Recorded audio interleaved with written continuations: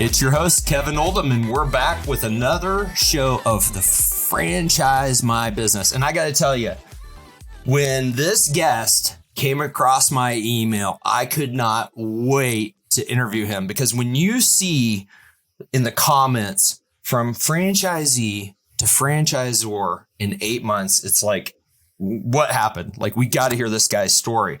So long story short, we're going to talk about number 37 in terms of companies on Entrepreneur Magazine's list of 2022 top new and emerging franchise platforms. It is my honor and privilege to introduce to you, ladies and gentlemen, Cliff Kennedy. He is the CEO, not the founder, because he just bought the company, of Frios Gourmet Pops. He's in Alabama, and welcome to the show. Thanks for having me. I'm fired up to be a part of this, have a great conversation, and see if I can create some value for your listeners. Heck yeah. And right before this show, we realized, we talk, serendipity is going to be a theme of this show, because I'm somebody who seeks it out and like cool things happen. I like to share them because the world is a cool place. And we just realized that I'm one of your customers. I've had one of your Frios Pops when I visited a core team member in Alabama. And I got to tell you, man, you guys are serving up a delicious treat. Thank you so much. We really believe in like being product first and what that product makes you feel, and how we were just talking before this and just came across that you were in Gadsden, Alabama, and then you went to Nakalula Falls. I was like, well, there's Frios. And you're like, oh my God, I had it. So it's just like crazy how human interaction and conversations can take you down those long winding roads, and like serendipity happens. It is. And I love it. And I know this conversation is going to be a heck of a lot of fun, because you and I had a lot of fun talking on the front end. So first of all, why don't you tell us what Frios Gourmet Pops is? Like, I know you're a franchise platform. Some of our listeners may not have heard of you. So let's share what your business model is. Yeah, so Frios is a mobile franchise that we have tie-dye wrapped, what we call sweet rides, vans, tie-dye sweet rides, and we sell a pre-packaged popsicle, gourmet pops, out of those. So we're an event-based business, so high flexibility, low cost of entry, and we're not a food truck, which so many people try to categorize us as. We're the modern day ice cream man is what we are, because we are a pre-packaged product. It's a lot easier on that permitting side. So we just simply say we sell happiness on a stick. It's impossible for us to go any place and some kid gets upset unless they drop the Frios, but we sell happiness on a stick and putting smiles across the country. And you got a smile on my face just when you said happiness on a stick. Like, just saying happiness on a stick really makes me happy, just thinking about it. And having had one and knowing that they're prepackaged, I'm like, yeah, they're like delicious, and it's happiness on a stick. What a fun way to wake up every day and go, share happiness with the world, right? That's it. It's, I've got 3 young kids as well. And so sometimes it's like, hey, Dad, you bring home any new flavors? And so that's what makes it fun, where the kids start to play on our street because they all know what I do. It's like, oh, Mitchell or Melly or Mari, like, your dad does Frios. Like, yeah, you get to have popsicles all the time. It's like, yeah, they eat up some of the profits, but, it's fun. And that's where some of our flavors have come from. Is I lost a serious game of paper, rock, scissors to my oldest son. And he said, Dad, go make blue raspberry. And we did. And now it was our number 3 flavor last year. Get out of here. Are you serious? That's how fun this, like, I just tell everybody, life is so short. You don't know what's going to happen. Like, do what makes you happy. And so for me, like spreading happiness, and that's kind of what I'm all about. So yeah, it's fun. Yeah. Yeah. That's beautiful too, man. I mean, you and I are very much the same. Like, I'm a, very optimistic person and look for having fun in business. And I think that's probably why, the franchise business model, I think, is a blast. And so what we need to talk about is the little carrot that I dangled at the beginning, which is a pretty cool story.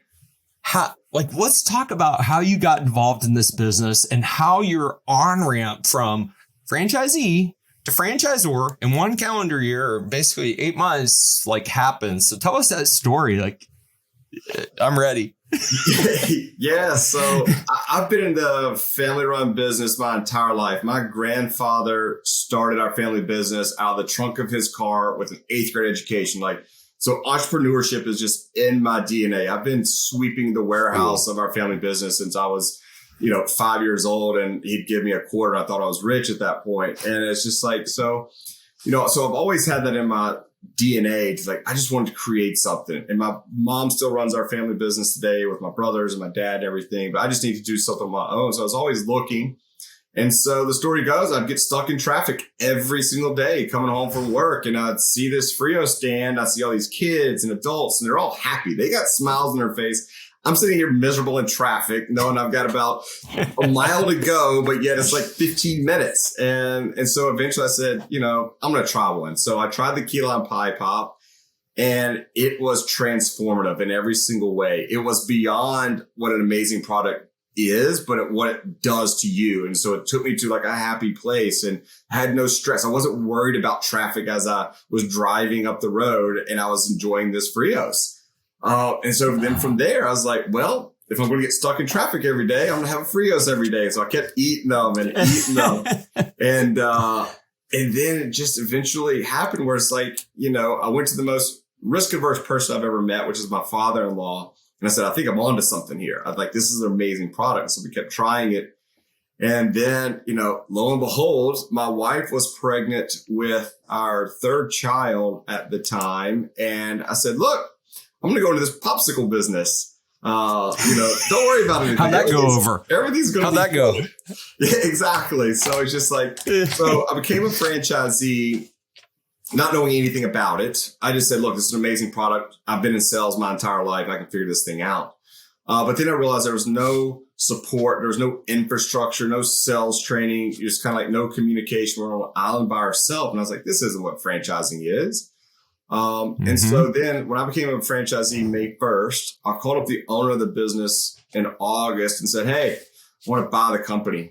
3 months later, exactly. 3 months in, and you're like, hey, I'm the new gun. I'm your newest guy, but let's go. Let's go. So how'd that conversation go? Right. He said, let me call you back tomorrow. And so he called me back the next day, gave me a number, and then we just started the due diligence process. He's like, is this guy serious? Is he not? What's going on here?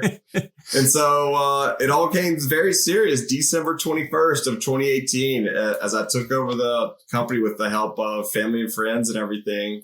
And then I moved the business to Mobile, Alabama. And so here we are now, 4 years later, and having a blast. Man, that is so cool. And I love that you just, you saw an opportunity because you just invested money in, acquiring your territory or your franchise. You're like, man, there's some gaps here. And I'm excited about the brand. Maybe the founder, I'm assuming you bought it from the founder. Is that correct? Yeah, bought it from the founder. Yeah. Yeah. And it was probably like, hey, you caught them at the right time where maybe they were open to transition, and it was a win-win for both of you. That's awesome. It was just perfect timing. It was serendipitous, as we kept talking about. We'll keep bringing that up along the way, but it's just they were looking for maybe an out, and I was looking for the in, and there was that opportunity, and it presented itself. And so, look, I just knew that I love being in my family business, but what I really needed to do was control my own destiny, and that's what franchising allows you to do, be it as a franchisor or being a franchisee. And that's what I really love is as these franchisees come into our system, it's very near and dear. This is real money to them. This is very important. So they get access to me immediately. And so I want to make sure that I help find their happiness through franchising and controlling their own destiny. So it's great. Yeah. I mean, I think that's what I love the most about being a franchisor is the mentorship aspect, helping other entrepreneurs that believe in your vision. What an honor, right? If you took a shot, I'm sure you had to move some chips around and things like that to be able to buy this business. So first of all, it was a huge leap of faith for you to go be a franchisee. And then you're like, I want to be in a different seat. But the coolest thing about the business model, in my opinion, is the fact that we're all aligned. Your franchisees, they're all aligned. They all want to put happiness on a stick and spread that in their markets. And and you're breathing new energy into the organization. It's just awesome. So let's talk about what you've done since you took over December 1st, 2018. You've got another kid. That kid is no longer a franchise. It's a franchise platform. Did you keep your company owned location? Yeah, still have it. Still have it to this day. Okay. I'm a completely cool. absentee franchisee, but I have an amazing operator, and she does it all. I give her all the credit for my territory now. Beautiful. So you in 2018, how many locations did you have when you took over? I think we had about 20 franchisees at the time. And when I bought the company, there's a bunch of different things that happened in my first 4 years in business. One was that the company was in North Alabama and I had to bring it south because we were not moving. Within the first, 7 months, we moved our entire manufacturing facility to Mobile. And then we had to go into this is great. Now let's really figure out. We've got the team in place. Okay, here comes the pandemic. And so now we're trying okay. But I tell everyone, as much as the pandemic was detrimental to the economy, to people's lives, everything, the pandemic was the greatest thing that ever happened to Frios. And why is that? Because when I bought the company, everything was brick and mortar. I had brick and mortar locations. Everyone had them. Oh, really? But we also had some parts and everything. So during the pandemic, we had to mobilize. We had to go to the people and go to the neighborhoods with our carts. And some people had trailers. I said, nope, this is it. This is the future. We're getting out of brick and mortar. I completely, with the help of lawyers on my team, we rewrote our entire FDD in a matter of about 2 months after we just had redone it. We said, nope, we're completely mobile now. We started tie-dye wrapping up vans. Everyone's like, man, you must be a deadhead. Yeah, I love the dead, but I just wanted something to stand out. And so tie-dye wrap vans. You're a good marketer. You're a good marketer. It's a pattern interruption. Exactly. So it's just look, you see our sweet rides all across the country. They literally stand out. They're so bright and everything. Yeah. So now we went completely mobile. And so that's been the vision ever since. It's so I've had a lot to deal with. And now we're, we're hopefully getting out of that emerging status and we'll hit 100 territories at the end of this year. Really? Man, that's amazing. So basically, period of let's just call it, I guess 19. So that would be 4 complete years, 4Xing your company and doing so while transitioning your business model. Yeah. That's I'm just going to say that's dope. That is dope. I tell all of our franchisees, it's okay, you're going to do a big corporate event for 1,000 people. It's impossible to get them to come to your brick and mortar. But once you hop into that sweet ride and you go to them, your prepackaged product, you can just hand them out. So the benefit of being a prepackaged product and not a real food truck is the flexibility and the quickness at which we can serve. We have one of our franchisees, they had the opportunity to go to a big corporation. They were supposed to give out 3,000 pops, but they had 2 hours to do it. There's not many people that can do that. But she put multiple lines out and just ripped them out because hey, here's the flavor, here's the flavor. And so it's a unique opportunity that you get to sell happiness, but you don't have to worry about equipment and infrastructure. The only thing that's in our sweet rides is a freezer and a refrigerator. That's it. We are a modern day ice cream man. Is that what you call them? Sweet rides? Sweet rides. Yeah. Sweet rides. Sweet rides. Yeah. No, I love that. As a matter of fact, a lot of times we'll put your picture on the episode artwork or whatever, but I'm going to put one of your vans on there as well because they do look super, super cool. And I love that. I mean, from a marketing perspective, if you're a mobile business, stand out, right? Yeah, exactly. Exactly. It's a huge opportunity. So you guys have you were able to, during this period of time, navigate any existing brick and mortar locations, help them migrate over to a mobile model. That sounds like some complexity because, people had CapEx built out into, I'm assuming, did you guys have 20 brick and mortar locations that are now mobile locations? Yeah, so we still have a couple of them that are still there because they have the lease. They just love their location. It's near and dear to their heart. And it's a really, really, really low rent. So it makes sense for them. They love it. It's a static location that people just know them from their communities. But a lot of them, once they get that value add of getting the sweet ride for their territory, they're like, wow, I can go to a school, then I can go to this festival, then I can go to this work event, then I can go to a party. Your brick and mortar place can't do that. Like they all have to come to you. Yeah. So going to the people and having that, ability to go to multiple places in one day and very light labor. It's just a one person operation. Just makes a lot of sense. No, it really does. And I got kids as well. And we have a lot of youth at sports events. And one of the things I'm thinking about is we have a summer swim league that rotates from neighborhood to neighborhood. There's 700, 800, 900 people out there sweating in, July, where it's still sunny out at 9 p.m. Right. Yeah. And we get a frozen ice machine company that comes up there, but the line is always so long because they still have to, it's like an independent type of Hawaiian. They still have to shave the ice and all that. And even Chick-fil-A will show up with bags of stuff and they still take a while. So I love the fact that you've got this rapid fire prepackaged product. I do want to talk about your manufacturing because that's not a small thing either.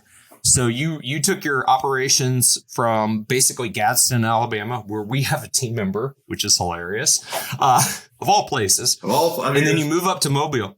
I'm there's so much serendipity. But anyway, so you move it to Mobile. What does your manufacturing facility look like? How many team members are there?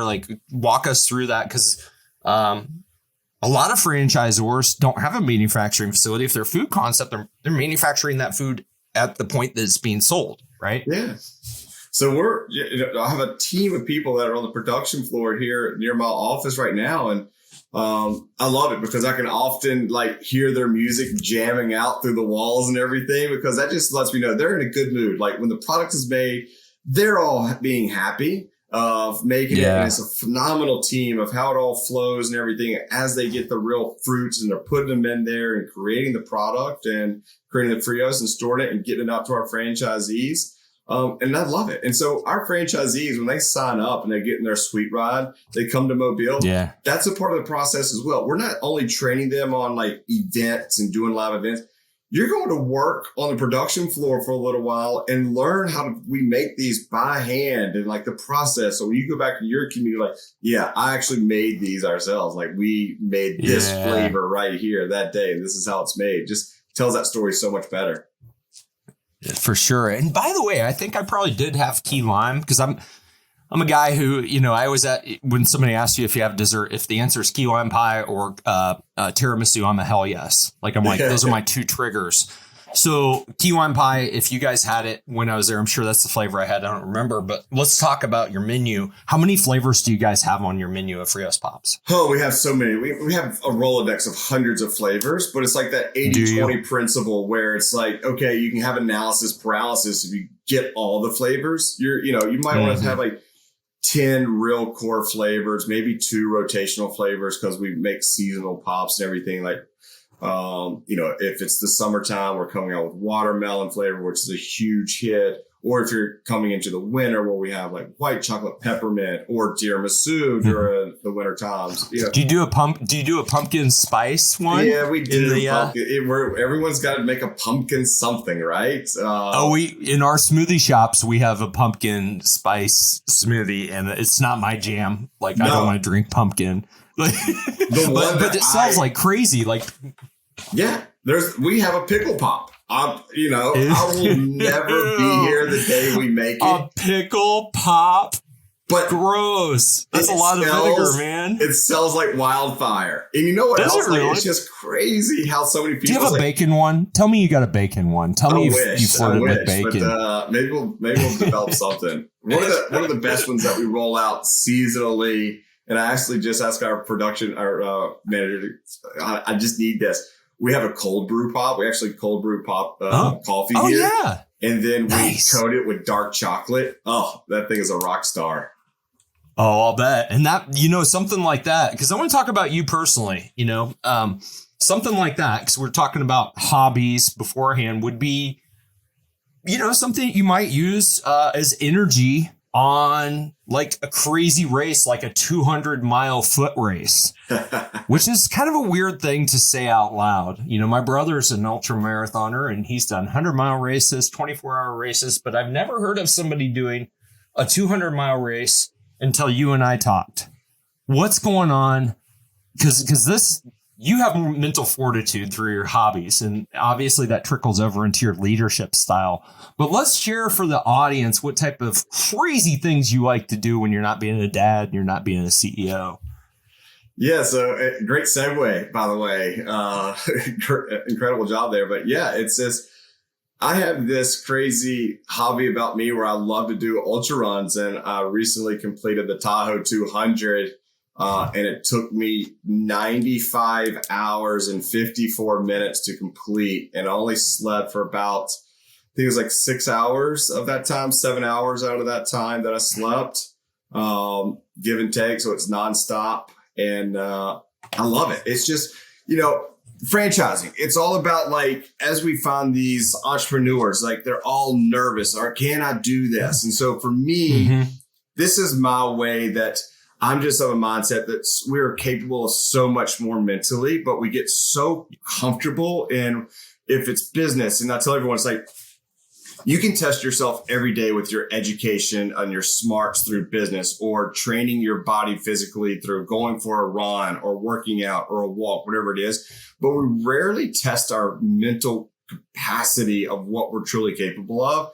And so, yeah, I did that. You know, I got started in, you know, I did some small triathlons, and I did Ironman. So I said, okay, I can do that. What's next? So then I did a 50 miler. Then I did a 100 miler. And I said, what's next? And so, you know, you're like me, man. I always am like, all right, what's next? But I stopped at half Ironman. I was like, I'm done. It almost killed me. So you've done full Ironman too? Yeah, I've done those. I've never done a standalone marathon, but I've done marathons in full Ironman before.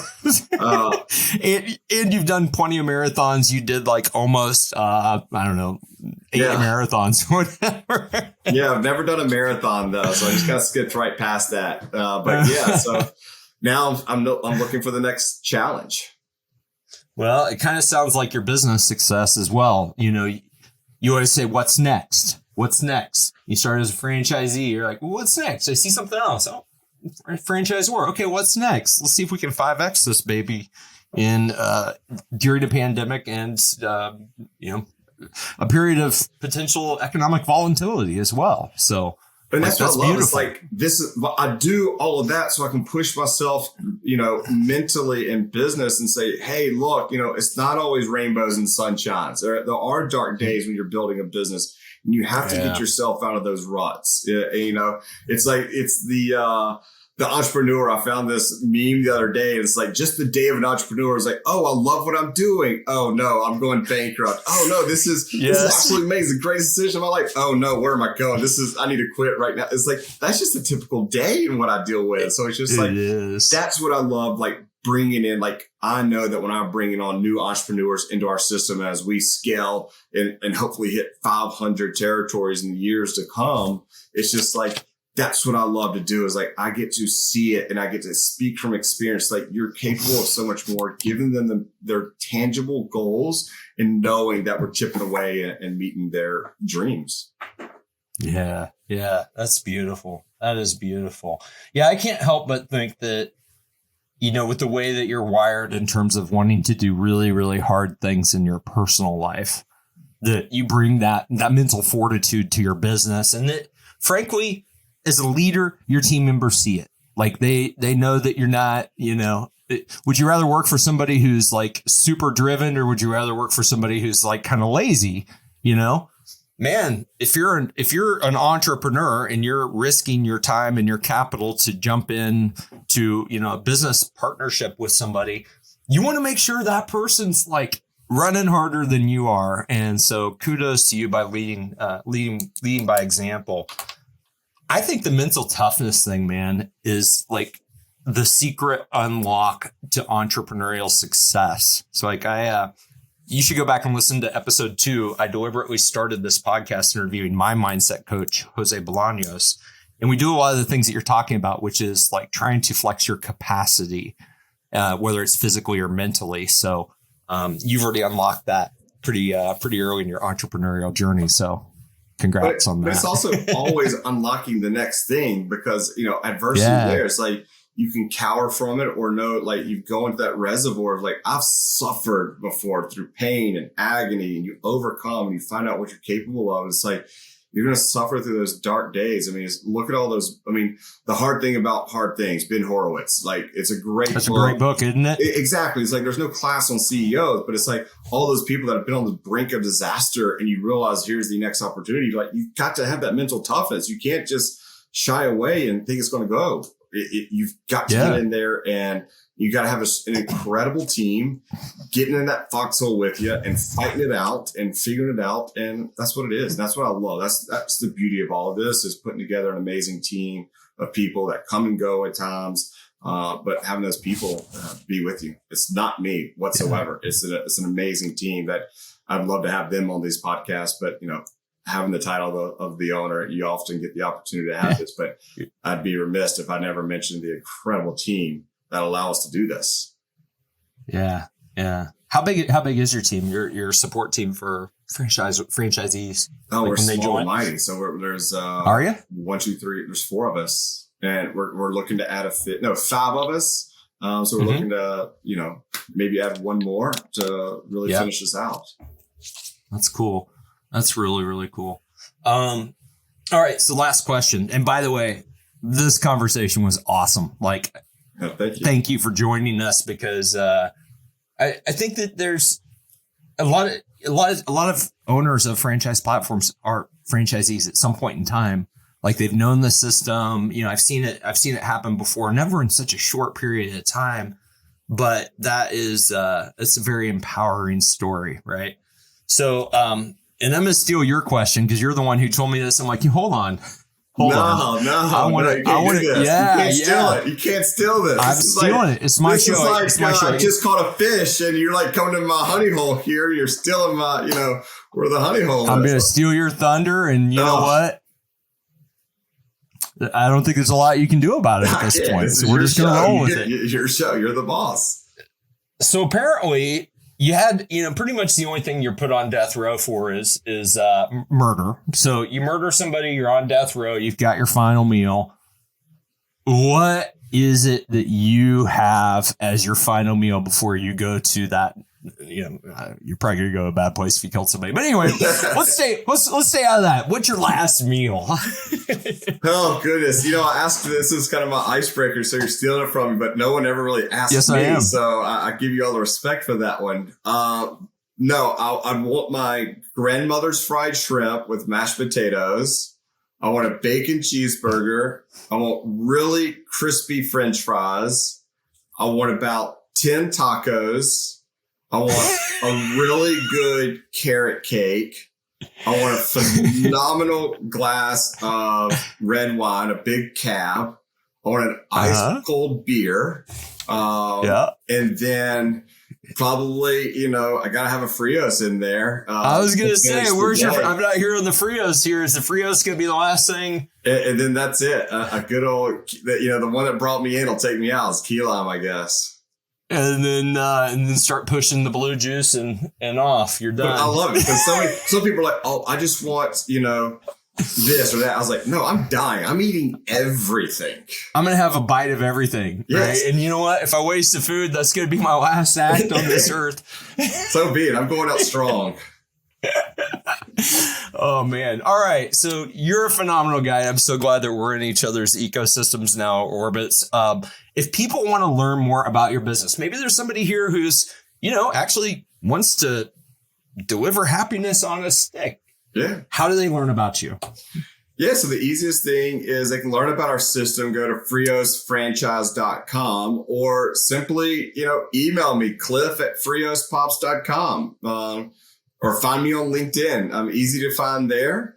And I love it. I think LinkedIn is a very powerful tool of connectivity through people. And then I'd love to talk to anybody, or just about franchising in general, or anything. I just like meeting new people. Yeah, me too, man. Awesome. Thank you so much for taking time to join us on our show.